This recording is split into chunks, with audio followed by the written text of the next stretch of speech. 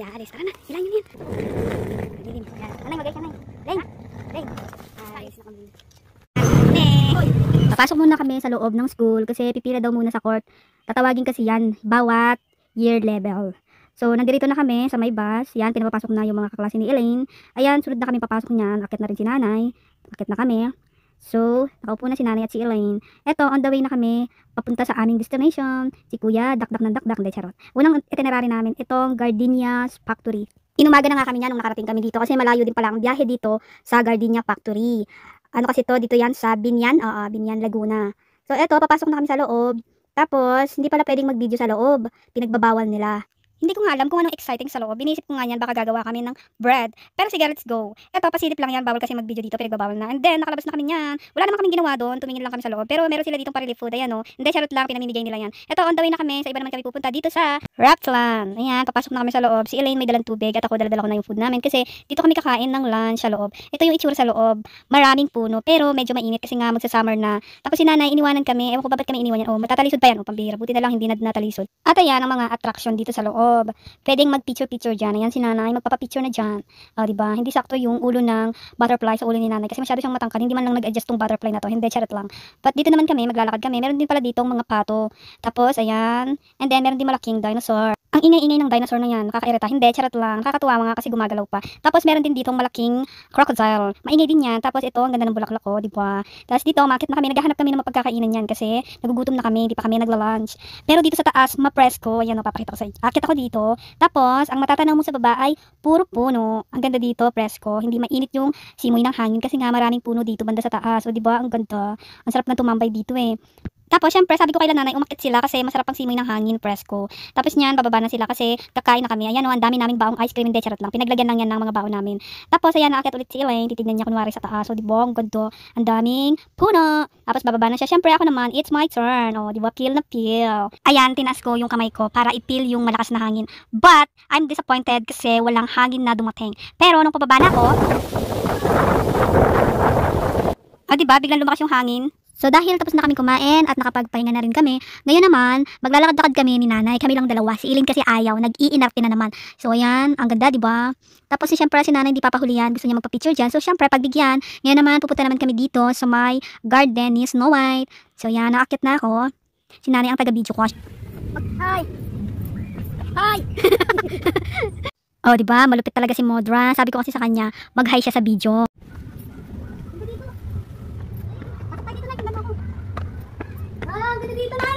Oo nga, pwede kami umakyat. Diba? So, syempre, akit kami dyan para makita namin yung baba.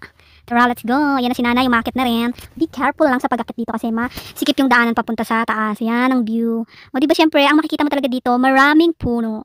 Nandito na kami sa taas. Mamaya, bababa ako para yayain si Elaine na umakyat dito. Hindi na Cinderella. Snow White. Eto, pababa na ako ng hagdanan, but be careful lang sa pagbaba kasi nga matarik yung hagdanan. What's your step? So ngayon, papunta na ako doon. Ayan, nakita ko na sila Elaine. Kasama niya yung mga classmate niya. Sabi ko, pupunta tayo doon kasi pwedeng umakyat, pataas, maganda. Nandito na kami. Siyempre, pupunta na sila doon para umakyat ng hagdanan. Ang sabi ko nga sa kanila, matarik yung hagdanan, paakyat. So dapat, be careful sila sa pag-akyat ng hagdanan. Ayan, umakyat na sila. Pero siyempre, ako hindi na ako aakyat. Dito na lang ako sa baba. Kasi, ibibidyo ko sila dyan. Ayan, o, diba? Sa totoo lang, maganda dito. Pero kung tatanungin naman ako kung anong pinaka-the best time na pumunta dito, siguro pag mga bandang hapon. Kasi pag mga ganitong oras, napakainit. Pero syempre, nababawasan naman yung init kasi nga, medyo presko, malakas ang hangin, tsaka maraming puno. Ngayon, tapos na at nakababa na sila, kailangan na namin umalis kasi tinatawag na daw kami at hinahanap. May pupuntahan pa kasi kaming ibang lugar. Sobrang excited nila, tumakbo na sila. Hindi ko alam kung excited sila or ayaw lang nilang maiwan sila ng bus. Pero hindi naman sila iiwan ng bus. Hindi naman naalis yung bus hanggat hindi kompleto yung mga passenger. Pero hinahanap ko si nanay, hindi ko nakikita. Ayun pala, naririto, nag-i-enjoy siyang nagduduyan. Malupit talaga si Modra, oh. Tapos tumatakbo pa. Ang ganda ng tulay na to, gawa sa kawayan. Tapos gusto ko sanang sumakay dito kaso ayaw ni Elaine, kaya hindi na ako sumakay. Ngayon, bibili kami ng ice cream. Dati ang mura lang neto, 5 piso. Ngayon, 20 pesos na. Talaga, lahat nagmamahal na. Ngayon, syempre, sasakay na kami sa bus kasi aalis na kami at pupunta naman kami sa aming next itinerary. Kaya, bye-bye na. na. So, ito yung daanan na aming binabaybay. Medyo malayo din yung biyahe namin na to sa pupuntahan namin. At ngayon naman, syempre, naririto na kami. Guess what? Kung nasaan kami. O sige, tara, let's go. Maglakad na muna tayo para malaman ninyo kung nasaan kami. Tenenenen. O, sa tingin nyo, ano yan? Eh di syempre, nandito na kami sa Enchanted Kingdom. Ayan nga, nakapasok na nga kami. Nanay, hinihintay ko at si Elaine. So ngayon, iniisip namin kung anong unang sasakyan namin. Pero dahil ito ang una naming nakita, ayan, ang una naming sasakyan. Ang haba nga ng pila. But anyway, andito na kami sa loob. Pipili na kami ng aming sasakyan. Sabi ko kay Elaine, tabi-tabi dapat kami. Pangalawang beses na punta na namin dito sa Enchanted Kingdom. Grade 2 pa lang nun si Elaine nung pumunta kami nun dito. Ewan ko pa bakit ito na naman yung pinili ng school na puntahan sa field trip. Pero hayaan mo na, nandito naman na kami at mukhang nag-i-enjoy naman si nanay. So ito ang una naming sinakyan. Ito kasi yung medyo malapit sa entrance pagpasok dito sa Enchanted Kingdom. Ayan, paikot-ikot lang. Tapos nakita ko si nanay, parang bata, mukhang nag-i-enjoy siya. Ang saya-saya niya, oh, di ba?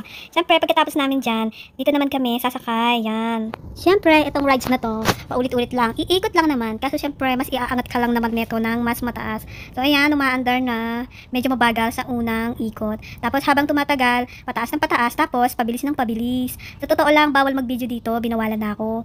Dahil nga nagbibideo ko, matigas ang ulo ko, ang bilis lang natapos ng ikot. Ayun, stop agad ng nag-ooperate. Tapos pagbaba ko, sinabihan ako na, kaya natapos agad kasi nagbibideo daw ako. Kaya hinayaan ko na, lumipat na lang kami dito, kami sasakay naman ngayon.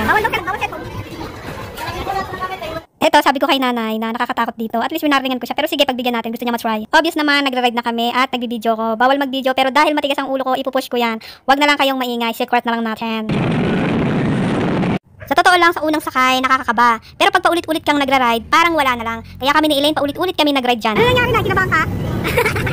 Speechless si Mudra. Ngayon, dito naman kami magra-ride. Siyempre, sabi ko kay Elaine, piliin mo yung maluwag yung space para makapag-drive kami ng maayos. Ang kasama ko si nanay kasi hindi siya marunong mag-drive. Tapos siyempre, bawal na naman mag-video dito. Kaya ang ginawa ko, itinago ko yung camera dun sa paanan namin. Si nanay, oh, chill-chill lang, oh. Tapos, nakasalamin pa yan. Sinabihan pa ako niya na hindi daw ako marunong mag-drive kasi nga, lagi kong nabubunggo. Pagkatapos namin dyan, siyempre, doon naman kami sa may mataas. Itatry namin ni Elaine. Tapos, hindi rin pwede mag-video dito, kaya babay na muna. Bye na! Elaine, magbabay na! Nay, magbabay na! Bye-bye! See you next year! Oh wow, may pa fireworks ang Enchanted Kingdom. So ayan, obviously gabi na, ganda ng fireworks ano. Hindi na kami masyadong nakapag-video sa mga sinakyan naming rides kasi pinagbabawal nga naman talaga kasi delikado baka mamaya yung cellphone na ipit doon sa pinag-aandaran ng ride. So it cause na magkaroon ng aberya ganon or masira yung cellphone mo basta ganon. So manood na lang tayo ng fireworks muna. Ano na yan, 6 PM na ng gabi. Yan, hanggang dito na lang ang video. Sana nag-enjoy kayo. Thanks for watching mga bebesh!